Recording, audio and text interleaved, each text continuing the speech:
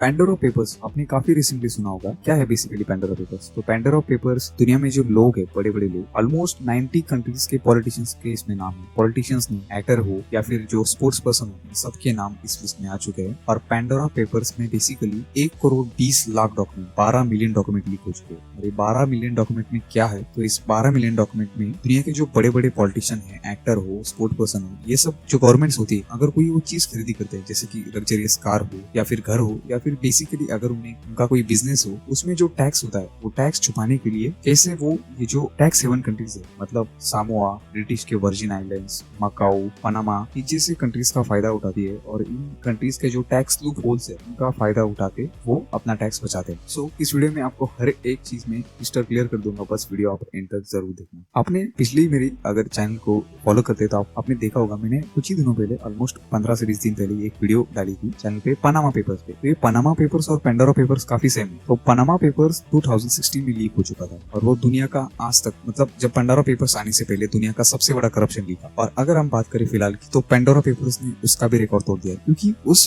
पिछली बार almost 1 crore document leak हुए Panama paper में, पर इस बार पैंडोरा पेपर्स में almost 1 crore 20 lakh document leak हो चुके हैं। और कुछ नाम कॉमन है जो उस वक्त भी पनामा पेपर्स में थे और इस बार भी है, वो भी मैं आपको बताऊं। So let's begin Pandora papers story. तो आप सबका क्वेश्चन होगा बेसिकली अभी पैंडोरा पेपर्स है क्या? 2.9 टेराबाइट ऑफ डाटा। अब टेराबाइट आपको समझ में नहीं आएगा, मतलब आप इतना समझ सकते हो कि 1 crore 20 lakh document, 12 million document leak हो। इस डॉक्यूमेंट में दुनिया के बहुत सारे लोगों का नाम है जिन्होंने एक शेल कंपनी में, मतलब बेसिकली शेल कंपनी ऐसी कंपनीज होती है जो कोई बिजनेस नहीं करती, वो सिर्फ एसेट होल्ड करती है। तो वो सिर्फ एक पपेट डमी कंपनी कह सकते हो आप, वैसी कंपनीज बनाई। और वो कंपनीज इन जैसे कंट्रीज जो टैक्स हेवन कंट्रीज है, जैसे पनामा, सामोआ, वर्जिन आइलैंड्स, ऐसे बहुत सारी कंट्रीज है। अब उनका नाम हम ले नहीं सकते क्योंकि बहुत सारी कंट्रीज, और इन सब कंट्रीज में फिर शेल कंपनी बनाते हैं। और जब भी गवर्नमेंट होती है, मतलब अगर आप बात करोगे, सपोज इंडिया की बात लो, अगर आप इंडिया में 1000 करोड़ कमाते, थोड़ा सिंपल कैलकुलेशन कर लेते, 100 करोड़ कमाते, तो बेसिकली उसमें से आपको 40 to 45%, मतलब 45 करोड़ तो टैक्स देना ही पड़ता है। तो बहुत सारे लोग ये टैक्स देना नहीं चाहते क्योंकि आप बेसिकली आप भी जानते होंगे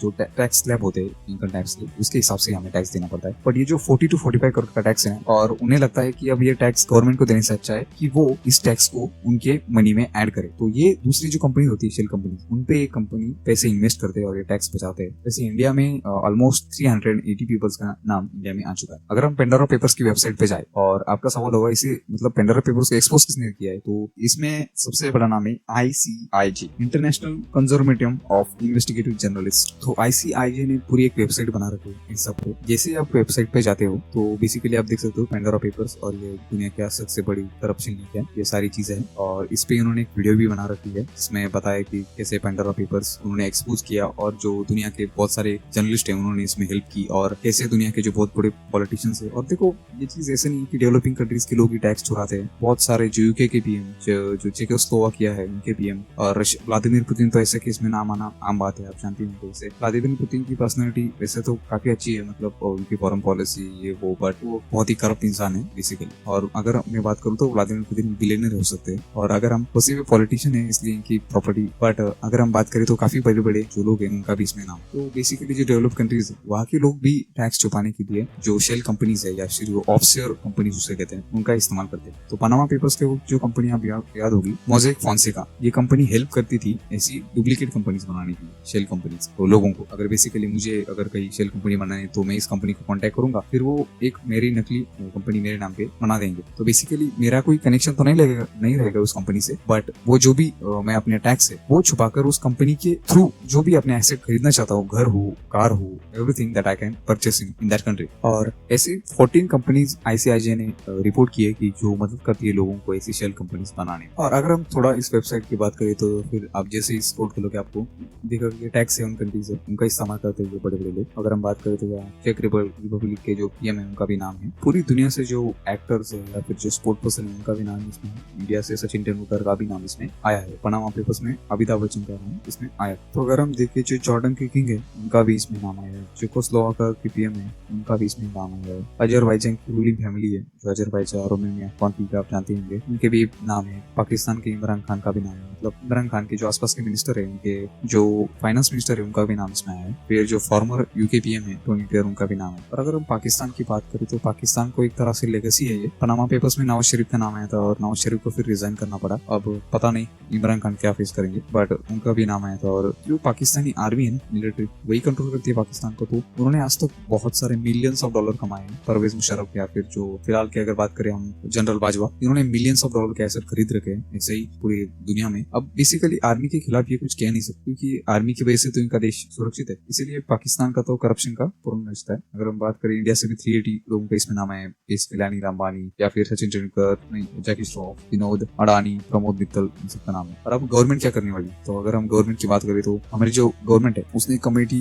बनाई है जिसमें ईडी, आरबीआई और जो central board of direct taxes है वो भी इन्वॉल्व है। और वो सब अब इन्वेस्टिगेशन करने वाले हैं, जिन लोगों का भी नाम इसमें आया है। तो देखते हैं, पिछली बार तो कोई खास रिजल्ट नहीं है, इस बार क्या होता है। और अगर इसकी सोल्यूशन की बात करें तो क्या सोल्यूशन हो सकता है, देखो सोल्यूशन काफी सिंपल। हम सबको टैक्स रूल्स थोड़े स्ट्रिक्ट करने होंगे और बेसिकली टैक्स सिर्फ मिडिल क्लास लोगों को ही पे करना पड़े, ये तो गलत है ना। मतलब बड़े लोग और बिजनेसमैन अपना टैक्स बचाएंगे और मिडिल क्लास का जो इनकी छोटी सी इनकम, उसमें से गवर्नमेंट पूरा टैक्स वसूल करेगी। मतलब जिनकी इनकम लिमिटेड है उनसे गवर्नमेंट पूरा टैक्स वसूलेगी। और ये सब ऐसे जो टैक्स लूप्स है या फिर जो सिस्टम में गवर्नमेंट की लूप्स है, उनका फायदा उठा के ये लोग ऐसे ही बाहर इन्वेस्ट करते रहेंगे। और जो बाहर की कंट्रीज जैसे कि स्विट्जरलैंड, जो भी ये सारी टैक्स हेवन कंट्रीज है, बहुत सारी है, तो इन सबको भी अपने जो लॉज है वो स्ट्रिक्ट करने होंगे। उन्हें भी जो पैसा इन्वेस्ट हो रहा है उन्हें अकाउंटेबल ठहराना होगा इन कंट्रीज को, तभी ये सिर्फ रुकने वाले। वरना ऐसे पहले ही आप जानते होंगे पैराडाइज पेपर्स, पनामा पेपर्स और बेसिकली बहुत सारे ऐसी लीक्स हो चुकी है और इसका रिजल्ट कुछ भी नहीं, आगे भी ऐसी लीक्स होती रहेंगी, इससे भी बड़ी लीक्स होंगी। तो ये सब रोकने के लिए इन कंट्रीज को हमें अकाउंटेबल ठहराना होगा। क्योंकि देखो